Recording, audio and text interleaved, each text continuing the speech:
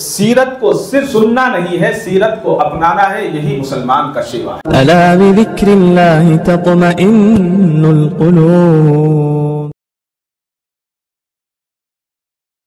السلام علیکم ورحمۃ اللہ وبرکاتہ۔ الحمد للہ رب العالمین، والصلاة والسلام علی نبی الکریم وعلی آلہ واصحابہ اجمعین، اما بعد فاعوذ باللہ من الشیطان الرجیم، بسم اللہ الرحمن الرحیم، من یطع الرسول فقد اطاع اللہ ومن تولى فما ارسلناک علیہم حفیظا، صدق اللہ مولانا العظیم وصدق رسوله النبی الکریم وعلى آلہ واصحابہ وازواجہ وذریاتہ واہل بیتہ اجمعین، الحمد للہ رب العالمین۔ ہر ابتدا سے پہلے، ہر ابتدا کے بعد، ہر ابتدا سے پہلے، ہر انتہا کے بعد ذات نبی بلند ہے، ذات خدا کے بعد دنیا میں احترام کے قابل ہیں جتنے لوگ،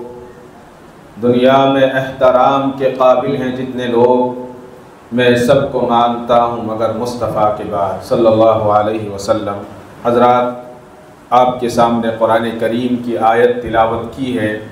اللہ تعالیٰ نے فرمایا، جس نے رسول صلی اللہ علیہ وسلم کا حکم مانا، بے شک اس نے اللہ ہی کا حکم مانا، اور جس نے روگردانی کی تو ہم نے آپ کو اس پر نگہبان بنا کر نہیں بھیجا۔ ماہ ربیع الاول چل رہا ہے، ہر جانب سیرت کے جلسے، سیرت کی مجلسیں منعقد ہو رہی ہیں۔ ان جلسوں کا فائدہ ہے، ان مجلسوں کا فائدہ ہے، یہ فائدہ ہوتا ہے کہ اس میں اللہ کے نبی صلی اللہ علیہ وسلم کی سیرت سننے کو ملتی ہے، لیکن اس کا 100% فائدہ تب ہوگا جب ہم اللہ اور اس کے رسول صلی اللہ علیہ وسلم کے حکموں پر اور سنتوں پر عمل کریں گے۔ اسی کو اس آیت میں بتایا گیا ہے۔ آج ہر مسلمان دعویٰ کرتے نظر آتا ہے کہ میں سب سے زیادہ عشق رسول رکھتا ہوں، مجھے اللہ کے نبی صلی اللہ علیہ وسلم سے محبت ہے، کیوں نہ ہو، ہونی بھی چاہیے، اور ایمان کا یہی جز ہے، ایمان کا ایک حصہ ہے کہ مومن اللہ کے نبی صلی اللہ علیہ وسلم سے محبت کرے۔ حضور اکرم صلی اللہ علیہ وسلم کا ارشاد ہے، تم میں سے کوئی شخص اس وقت تک مومن نہیں ہو سکتا جب تک اس کو میری محبت اپنی باپ سے، اپنی ماں سے، اپنی اولاد سے اور اپنی جان سے زیادہ نہ ہو۔ حضرت ابو ہریرہ رضی اللہ تعالیٰ عنہ بھی اس حدیث کو نقل کرتے ہیں۔ علماء کا ارشاد ہے کہ احادیث میں محبت سے محبت اختیاری مراد، غیر اختیاری یعنی طبعی اضطراری مراد نہیں ہے۔ اللہ کے نبی سے کیسی محبت ہو۔ حضرت انس رضی اللہ تعالیٰ عنہ فرماتے ہیں کہ حضور اقدس صلی اللہ علیہ وسلم کا ارشاد ہے، 3 چیزیں ایسی ہیں کہ جس شخص میں وہ پائی جائیں ایمان کی حلاوت اور ایمان کا مزہ نصیب ہو جائے گا۔ ایک یہ کہ اللہ اور اس کے رسول کی محبت ان کے سوا کسی سے زیادہ نہ ہو، سب سے زیادہ اگر محبت ہے اللہ اور اس کے رسول کی ہے۔ علماء ارشاد فرماتے ہیں اگر اللہ اور اس کے رسول کی محبت سب سے زیادہ ہے تو اس کے بعد اجازت ہے کہ آپ بزرگوں سے محبت کریں، آپ اپنے ماں باپ سے محبت کریں، آپ اپنی اولاد سے محبت کریں، آپ اپنے جائیداد سے محبت کریں، آپ اپنے ملک سے محبت کریں، لیکن ضروری یہ ہے کہ پہلے جو محبت ہے، پہلے جو محبت کی جگہ ہے اللہ کی اور اس کے رسول کی ہے۔ اللہ اور اس کے رسول کی محبت کے بعد یہ ساری محبتیں بھی آپ کر سکتے ہیں، لیکن سب سے پہلے اگر اللہ اور اس کے رسول کی محبت ہمارے دلوں میں سب سے زیادہ نہیں ہے تو پھر کوئی فائدہ نہیں ہے کسی محبت کے دعوے کا۔ اب دوسری بات بتائی کہ جس سے بھی محبت کی جائے وہ صرف اور صرف اللہ کے واسطے کی جائے، اور تیسری یہ کہ کفر کی طرف لوٹنا اس کے لیے ایسا مشکل ہو جیسا آگ میں گرنا۔ اب آپ کہیں گے کہ کفر میں آگ میں گرنے کی طرح کیسا مشکل ہے؟ یہ آج میری اور آپ کی زندگی میں عام چیزوں کی طرح ہو گئی ہے۔ کوئی بھی غلطی ہوتی ہے، کوئی بھی چیز ہوتی ہے تو ہم سوچتے ہیں کہ تھوڑی دیر کے لیے کر لیں گے، اس کے بعد توبہ کر لیں گے اور پھر واپس داخل ہو جائیں گے۔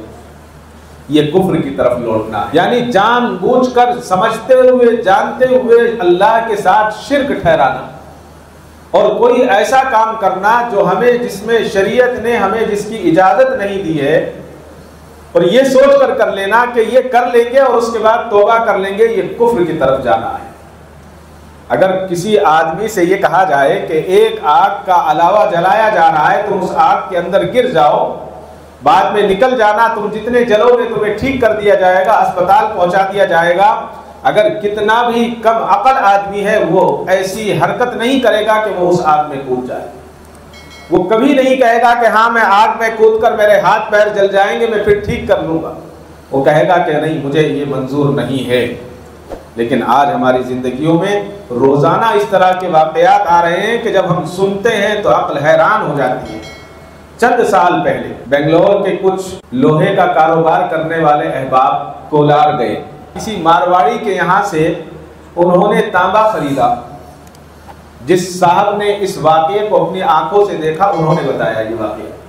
تانبا خریدا، اور تانبا خریدنے کے بعد بہت سارے کاروباری ایسے ہوتے ہیں کہ وہ ترازو کے ماہر ہوتے ہیں، ترازو چوری کرنے کے، مال چوری کرتے ہیں، سستا خرید لیتے ہیں۔ تو ان صاحب نے بتایا کہ تانبا خریدا جو مقدار میں بہت زیادہ تھا، پوری کی پوری لاری انہوں نے تانبے سے بھر لی، مارواڑی کا کام تھا، اور جب انہوں نے اس کو تول بتایا تو آدھا بتایا جتنا مال تھا۔ اگر 25 ٹن مال ہے تو 12 یا 13 ٹن بتایا۔ تو اس نے کہا کہ نہیں آپ کا حساب غلط ہے، میرے حساب سے مال ڈبل ہے۔ تو اس میں وہ صاحب کہہ رہے تھے کہ دیکھنے میں بظاہر داڑھی بھی تھی، ان کے چہروں پر ٹوپی بھی تھی، اور کہنے کو کوئی اس میں حاجی بھی تھے، کوئی نمازی بھی تھے اپنے آپ کو بتانے والے۔ تو انہوں نے کہا کہ نہیں صاحب ہمارا حساب بالکل صحیح ہے، ہم نے جو تولا ہے صحیح تولا ہے۔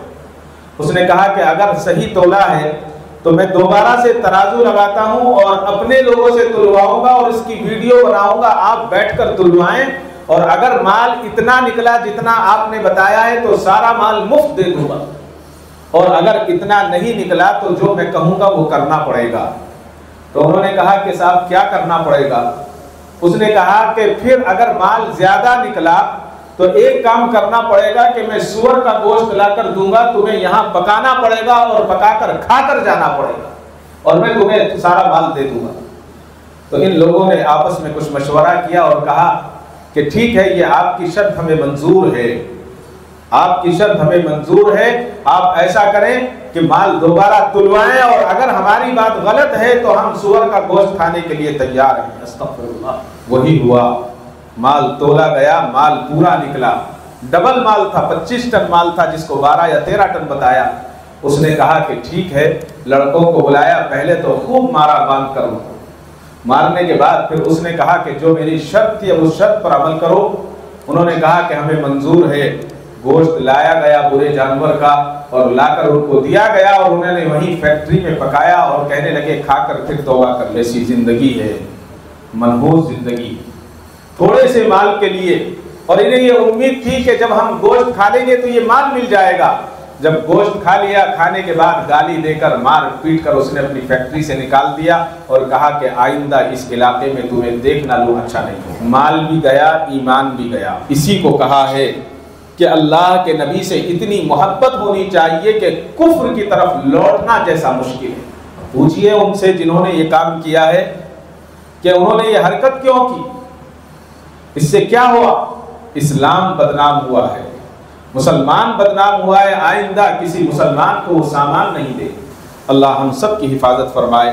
حضرت سیدنا عمر فاروق رضی اللہ تعالیٰ عنہ حضور کی خدمت میں تشریف لائے، اللہ کے نبی سے کہا یا رسول اللہ مجھے آپ اپنی جان کے علاوہ سب چیزوں سے زیادہ محبوب ہیں۔ تو اللہ کے نبی نے ارشاد فرمایا کوئی شخص اس وقت تک مومن نہیں ہو سکتا جب تک اس کو میری جان اپنی جان سے زیادہ محبوب نہ ہو۔ پھر سیدنا عمر فاروق رضی اللہ تعالیٰ نے عرض کیا اے اللہ کے نبی آپ مجھے اپنی جان سے زیادہ محبوب ہیں۔ تو اللہ کے نبی صلی اللہ علیہ وسلم نے ارشاد فرمایا عمر تمہارا ایمان کامل ہو گیا ہے، مکمل ہو گیا ہے۔ اللہ اکبر۔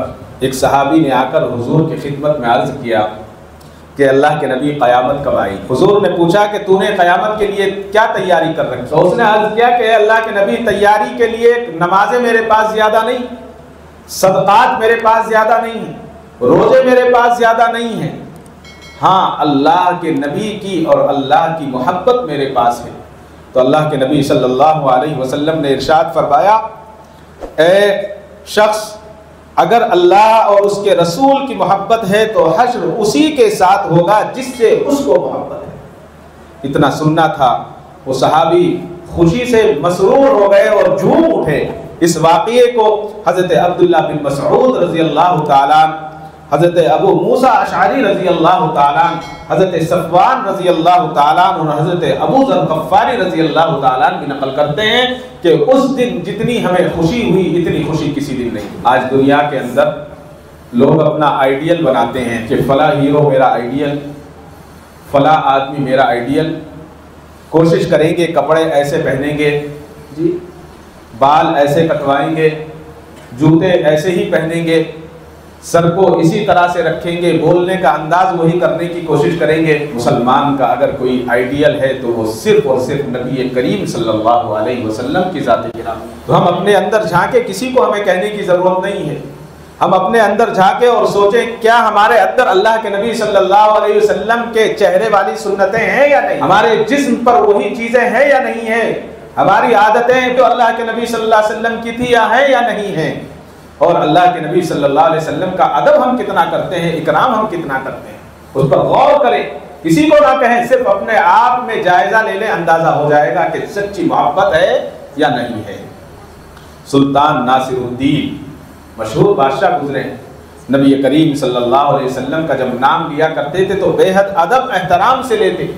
ایک وزیر کا نام تھا جس کا نام محمد تھا، ایک دن اسے نام لے کر نہ پکارا بلکہ کہا کہ تاج الدین ادھر آؤ اور یہ کام کر دو۔ تاج الدین گھبرا گیا، اس نے کام کر دیا اور کام کرنے کے بعد گھر گیا اور 3 دن تک واپس نہیں آیا۔ ناصر الدین بادشاہ نے دیکھا کہ محمد 3 دن سے کام پر نہیں آیا ہے، دربار نہیں آیا ہے، کسی غلام کو بھیجا کہ جاؤ تاج الدین کو بلا کر لاؤ۔ محمد تاج الدین نام لے کر آئے، کیا بات ہوئی، خیریت تو ہے، تم 3 دن سے دربار نہیں آئے؟ اس نے کہا کہ حضور میں گھبرایا ہوا تھا، میں شرمندہ تھا کہ کہیں بادشاہ مجھ سے ناراض نہ ہو گئے ہوں، اس لیے 3 دن سے شرمندگی اور غم کی وجہ سے گھر میں پڑا رہا، گھر سے نہیں نکلا۔ پوچھا کہ کیسی شرمندگی؟ کہا کہ آخری دن میں گیا 3 دن پہلے تو آپ نے مجھے تاج الدین کے نام سے پکارا اور کہا کہ تاج الدین یہ کام کر دو۔ جب بھی آپ مجھے پکارتے ہیں تو محمد کے نام سے پکارتے۔ سلطان ناصر الدین نے شفقت سے کہا، اے عزیز، ایسی کوئی ناراضگی والی بات نہیں ہے، بات دراصل یہ ہے کہ جب اس کام کی مجھے ضرورت پڑی تو میں اس وقت وضو کے ساتھ نہیں تھا، میرے دل نے یہ گوارا نہیں کیا کہ میں اپنے آقا کا نام، محمد کا نام صلی اللہ علیہ وسلم بے وضو اور بے ادبی کی حالت میں لوں، اس لیے میں نے تجھے تاج الدین کہہ کر پکارا۔ اسی طرح سے جب باپ ایسا ہوتا ہے تو بیٹا بھی ایسا ہی ہوتا ہے۔ سلطان ناصر الدین سبکتگین کے فرزند تھے، سلطان محمود غزنوی رحمت اللہ علیہ، بزرگ بھی ہوئے اور بادشاہ بھی ہوئے۔ ان کا ایک غلام تھا، ایاز کا بیٹا تھا جس کا نام محمد تھا۔ بادشاہ کو وضو کے لیے ضرورت پڑی تو بادشاہ نے اپنے ایاز سے کہا، اے ایاز، اپنے بیٹے سے کہو کہ جائے اور مجھے پانی لا کر مجھے وضو کرائے۔ وضو کرانے کے لیے بیٹے سے کہہ دیا، ایاز گھبرا گئے۔ ایاز نے کہا کہ حضور، بیٹے سے کون سی غلطی ہو گئی ہے؟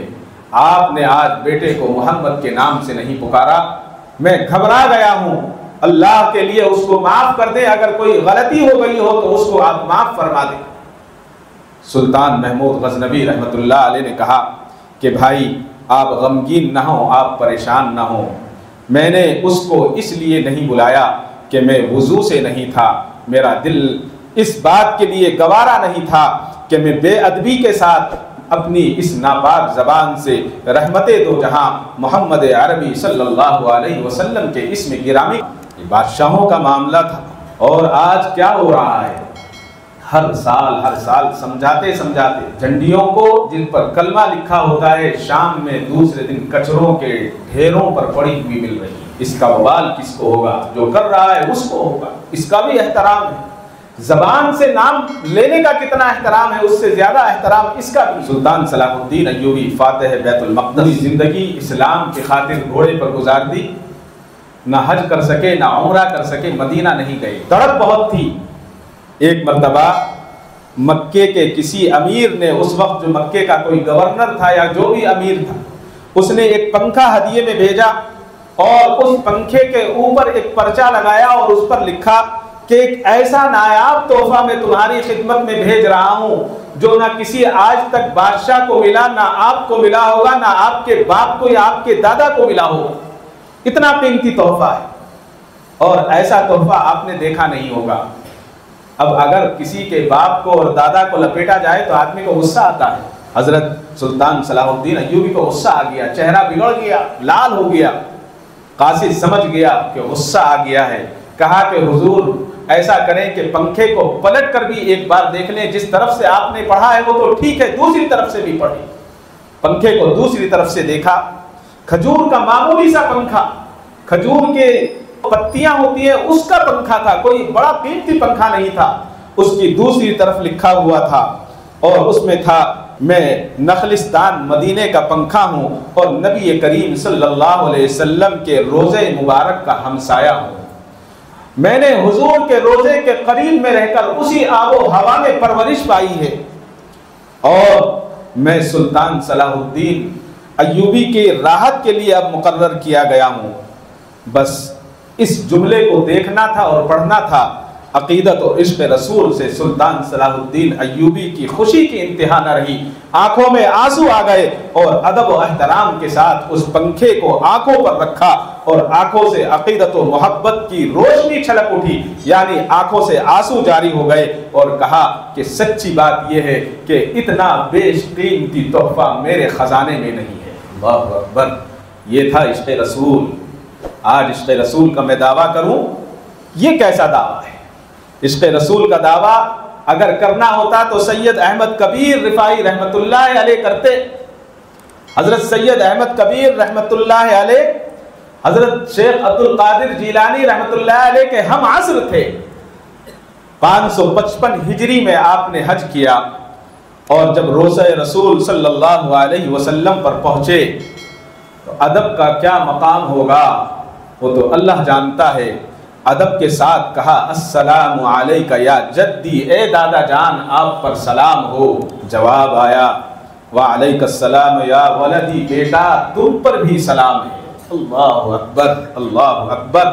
ان پر وجد طاری ہو گیا اور بے اختیار زبان سے کچھ اشعار نکلے جن کا ترجمہ یہ ہے کہ جب ہم دور سے اپنی روح کو اپنا نائب بنا کر روزے اقدس پر درود بھیجا کرتے تھے، سلام بھیجا کرتے تھے تو زمین قدم بوس ہو جایا کرتی تھی۔